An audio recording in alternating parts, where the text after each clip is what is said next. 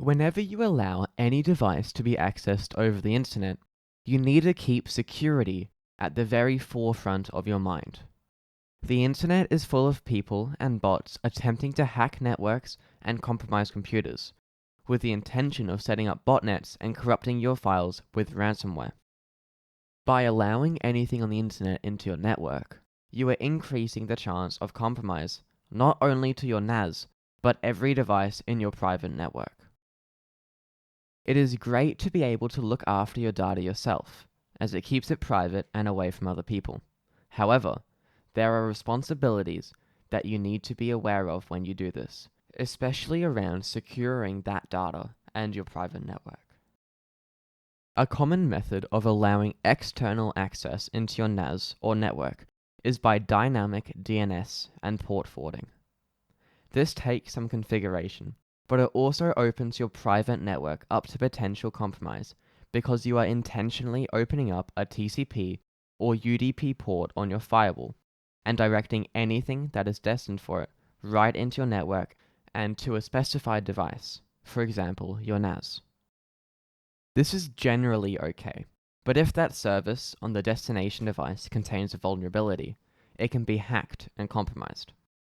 This will either allow further access to your NAS or potentially allow the attacker access to the rest of your private network.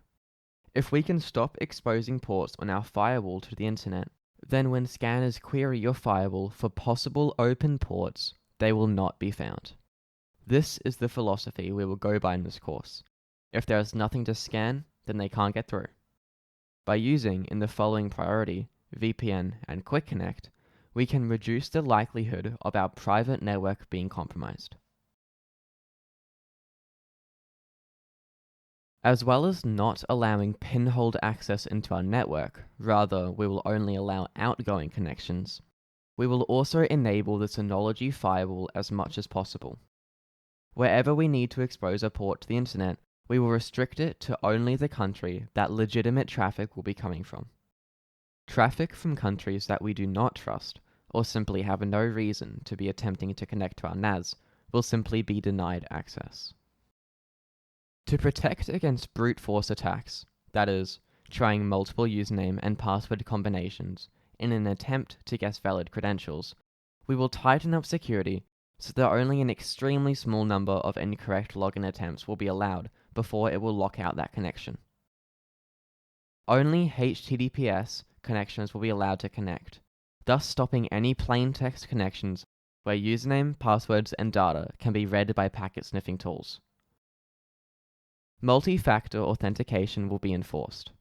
This means that as well as a username and password, a rolling code must be entered whenever logging in from a new device. This way, should somehow your password be guessed by a would-be attacker, unless they have your phone with the multi-factor application installed, they will not be able to get any further. Multi-factor authentication can be a burden for some people, but it is an absolute must for a device that is going to store your personal data. All important personal data will be encrypted not only while in transit, but also at rest. This means that if someone was to steal your NAS, when they powered on the NAS again and tried to read your data, they wouldn't be able to, as they would not have the key or know the passphrase to unencrypt the data. Note that this is at the encrypted disk level, not at file level, so you can still copy and share files without needing to have the key or know the passphrase, as long as the disk has been unlocked first.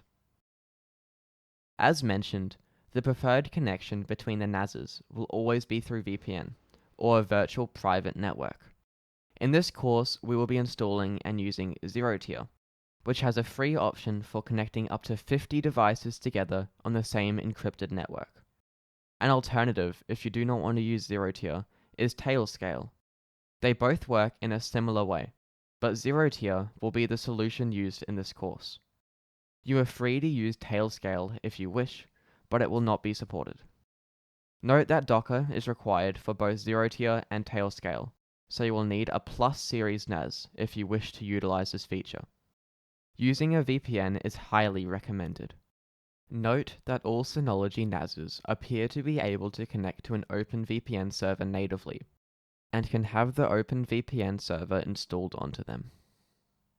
However, this method will not be used in the course, as we would need to port forward through our firewall or router to the service running on the NAS, which goes against the principle of not opening any firewall ports. We need to try and minimize the chance of any security compromise.